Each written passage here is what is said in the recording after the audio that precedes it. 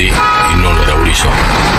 அதையும் மீறி வச்சுக்கிட்டா வாழ்க்கையோட தலையெழுத்தே மாறி போகும், இல்லைன்னா தலையே போகும்.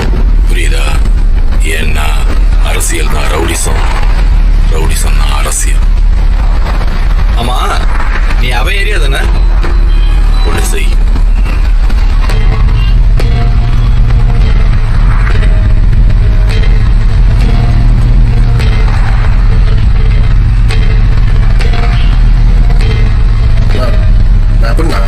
தேவா, அரசியல் இதெல்லாம் கத்து வச்சுக்கோ, பின்னாடி தேவைப்படும்.